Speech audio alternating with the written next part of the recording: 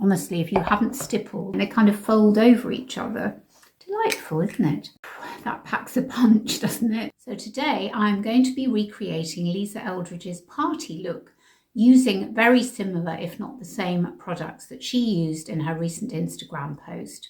Now, of course, the difference is that I am over 60 and she is much younger. So it'll be really interesting to see how closely I can recreate the look that she has put together, which is absolutely stunning. I am going to be using the liquid Lurex eyeshadows. I've got a couple, but they're not the same shades that Lisa has because I bought these in the summer.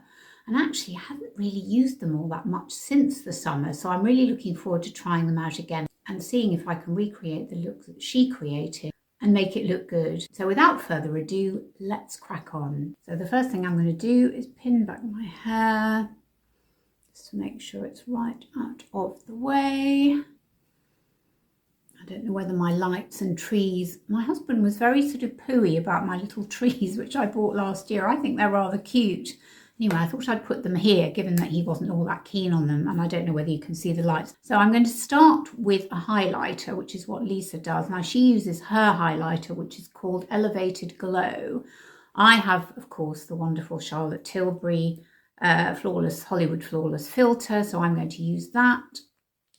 And she puts that underneath her foundation. So let's do that. So we're going to pop it here, we're going to pop it here, here and here, which is I think where she puts it. Now she blends it with a brush, so that's what I'm going to do. This brush is a bit stiff, I'm not loving it, but hopefully it's depositing on the product where it needs to go. I'm a bit red today, I've got a bit of redness on my nose because I had to blow it, and my eye has gone a bit sore. I don't know why that is. Now I have got quite a dry patch here, so I've got to be a bit careful how I apply things around that area. Right, the next thing we're going to do, and the next thing Lisa does, is apply her foundation. And of course I have her foundation here. Now I have it in the shade 14. Give it a bit of a shake. Now what we're dealing with here, on my face, I'm going to put a couple of pumps here for now and see how we get on with that, is a very wrinkled skin. So compared to Lisa's, my skin is really quite textured. My eyelids in particular are very wrinkled. So I'm really interested to see how the Lurex eyeshadow, I mean, I know how it looks on my eyes because I've worn it before, but, where's my brush? But I'm just picking up a little bit of residue on here. But I didn't find that there was much of a pigment when I applied it before. So it was quite good for the summer. I just felt it was a nice little light shadow to apply. But the way Lisa got it to look on her eyes was very, very good. Now I am going to use a primer. She didn't talk about using a primer in her video, but I've checked on her website, and you can use a primer if you've got oily lids. And at the moment, my lids appear to be incredibly oily. I mean, she doesn't go through putting on a concealer either, which of course I'm going to do. I don't think she does anyway, but I'm going to be doing that as well. And I'm going to be priming my lids with my newly purchased, I'm so behind the curve, my newly purchased MAC paint pot, or sorry, Painterly. Yeah, it is a paint pot in Painterly, isn't it? Very, very late to the party with that, but yeah, I'm quite liking it. Right, let me just check my dry patches, make sure there's nothing. Let's have a look. Actually, it's not too bad. The stippling, honestly, if you haven't stippled, I highly recommend you do. If you've got over 50 skin, stippling your foundation is definitely the way to go. Got that tip from Maggie D, my lovely friend Maggie D, who's on YouTube, and you should check her out if you haven't already. But she is the stippling queen, and I think she's absolutely right. It works with every foundation. Maybe not a liquid one that you can apply with your fingers, but virtually every other foundation, it works an absolute treat. Don't ask me why, but it does. Well, I think that's looking pretty good. So there's the foundation, that's 14. Now we're going to go in with concealer, and we are going to use, and of course I haven't got it here. Oh, yes, I have. Now this is the one recommended by Andrea Ali, and I didn't use that in my recreation of her makeup for older women, which I will link down below for you. But she recommended it because I didn't have it then, and she recommended it, and it's the Makeup Forever Ultra HD concealer, and she recommended it. It's nice. I can't say I absolutely love it, but I am using it, and it wasn't particularly expensive. I suppose she used it because it's very light. It doesn't actually look that light as I'm applying it, but it doesn't, it's definitely not a full coverage concealer, definitely not. So I think actually we will put a bit round our nose as well. Our nose, my nose. Why do I talk about the royal we? I don't know. So yes, we'll put a bit round the nose. Right, I've just let that settle for a bit, and now I'm going to pat it in, and then I think I might end up using a brush as well, but I probably won't put any on my lids because I'm going to use MAC's Painterly on my lids. So I think we'll just pat it in here and here, and then I will get my sponge. I'm going to moisten with this mist by Beauty Pie, another Beauty Pie product that I like. I must say I do like Beauty Pie's skincare. I'm not so fussed about their makeup, although I am going to be using a makeup product by them a bit later. You can see already, can't you? It's already kind of settled down, but it's not a full coverage. I'm now going to put the Painterly on my lids, and then I'll go in with some powder. It does feel very nice, this, I must say. And what I'm going to do is kind of blend it up a bit, because this is really where it gets oily. It's in the crease, not so much the lid itself. But just to be on the safe side, actually, just before I put the other side on, if you can just see, this is the sort of crinkly lid we're dealing with. It is really difficult to get eyeshadow perfectly on a crinkly lid because it's crinkled. I mean, yes, you can lift it like that and try to get it smooth, but it's not easy.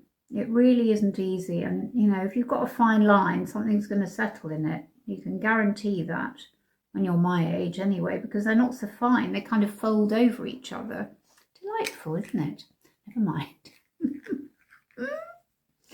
So we've got that on, and now we will get the powder, my trusty powder. Look how much I've got left. I mean, I don't know how old this is, but look at that. That is almost gone, and that is the Charlotte Tilbury Airbrush Flawless Finish. But I can take a bit because there's still a bit there. And this is what I tend to do, is just pat it around. Yes, there will be a bit of settling in the fine lines, but as we've just said, the lines are not that fine anymore. They're pretty rigid. They are static lines. They're not dynamic lines. And if you're interested in knowing about static v dynamic lines, I've got a video which mentions that, which I'll link down below for you on 3 reasons to wear sunscreen. Okay, so the powder's on. The next thing we'll do is our brows. Now, Lisa doesn't go into much about what she does with her brows, but basically what she does, I think, is just add a bit of a brush up. But what we're going to do is add a little bit of powder. I've been using this 9-pan palette by MAC, which I bought last year, which I've rediscovered, or at least it's got some great colours for the autumn. And by the way, everything I talk about will be linked and listed below. So what we'll do is we'll just get a nice angled brush, you can see there. And at the moment, I tend to be using this colour. Now, this is another Andrea Ali idea, that you use a colour close to the hair that's closest to your face. Now, it has to be said, I went a bit bonkers with the dye recently, and this is a bit darker than normal. But I'm trying to sort of go with this because I don't want too heavy a brow. So let's see how that comes out. I think it's quite good. I'm going to fluff them up afterwards. I mean, in a lot of videos you see of younger women, they do go in quite heavily with concealer underneath and on the top to make them as smooth and perfect as possible. I'm not really into that. And actually Lisa's brows aren't perfect. They're nice. They're not unruly, but they look natural. And that's what I want. I don't want a too smooth a brow. So the next thing is the Bomb Brows by Huda Beauty, which is just going to fluff them up a bit, which I do like. It's a very, very thin wand. And we'll just do a bit of fluffing. Like a bit of fluffing, you know. Do a bit of fluffing. Floofing, actually, that's a new word I keep hearing all the time. Hair, well, my hair's floofy, if that is such a word. I like it, really. I think it's a combination of fluffy and something else, but I'm not quite sure what the something else is. Right, there we are. Have we floofed? I think we have.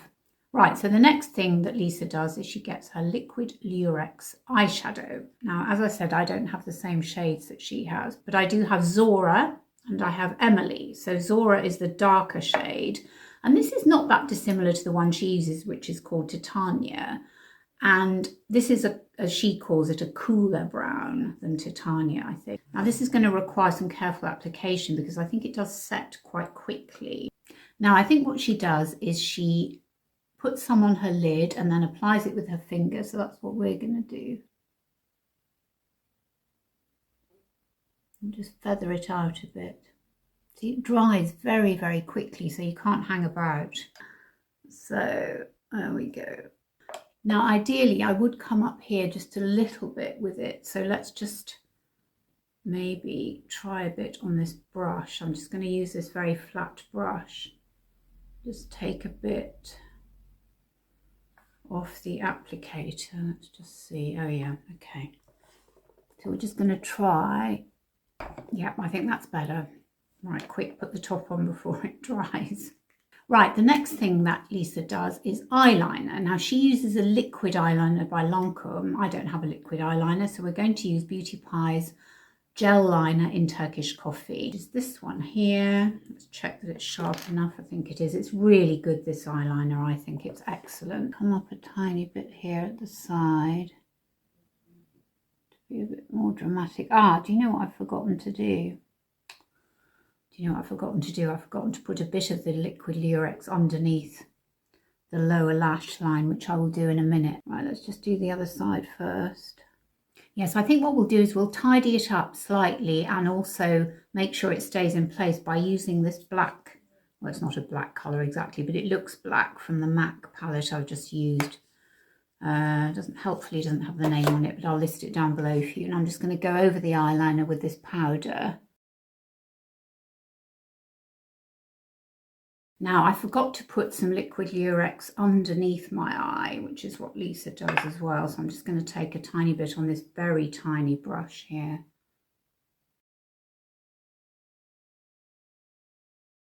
Yeah, that just gives a bit more sparkle, doesn't it, to the under eye. Right, the next thing that Lisa does is her mascara. And then after her mascara, she then darkens the corners of her eye. So I'm going to do it like she does. The only thing I'm not going to do is add false lashes at the side. I won't do that. So let's get the mascara. Now, she uses a Lancôme Hypnose, but I absolutely adore my Lash Clash by YSL. It's the best mascara I've ever owned in my entire life. And that's what we're going to use today. Let me come close and just so you can see my lashes. And I'll just do one side and then you can see what I think is the result of using the mascara compared to the side that doesn't have mascara on it.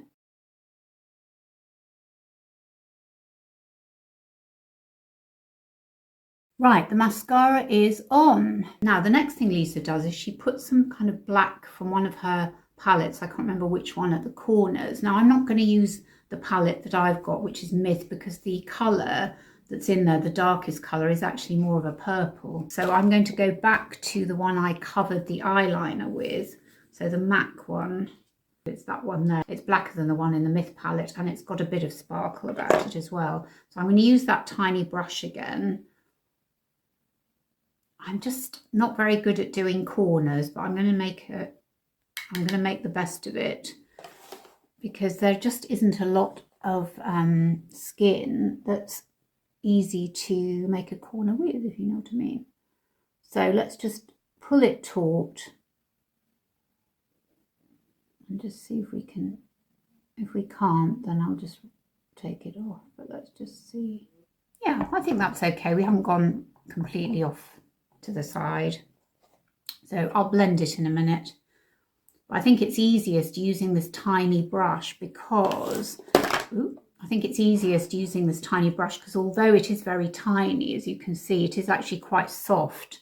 So it sort of helps to put the colour on precisely, but not too harshly, if you know what I mean. Yeah, I'm liking that rather a lot. Now let's just get rid of any fallout. Right, we need some blusher. Now I've actually forgotten what Lisa uses. We're going to do a mixture of cream blusher and powder blusher. And this is a tip from Tamara of Tamara's Timeless Beauty. Right, I'm just going to blend that in with my sponge. And I think we'll go over it with the Mood Exposure blusher, the powder blusher from Hourglass, this one, that one.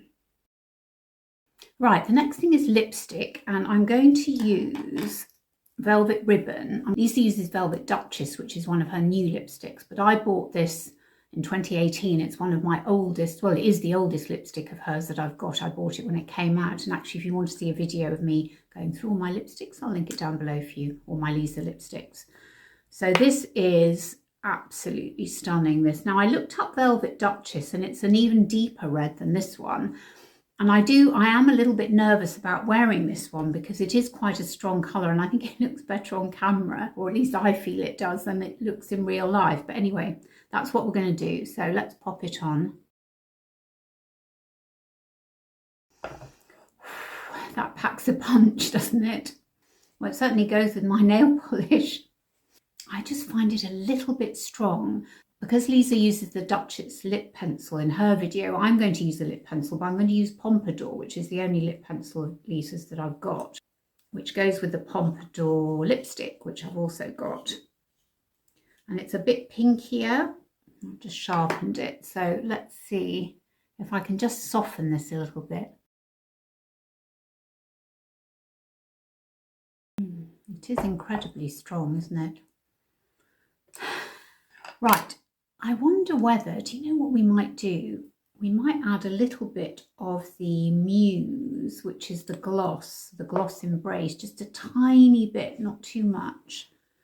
Making it slightly less matte, obviously. Yeah, I quite like that. Just makes it a little bit less matte. Now the final touch for Lisa is she puts in a little bit of her liquid Lurex in the corner of her eyes.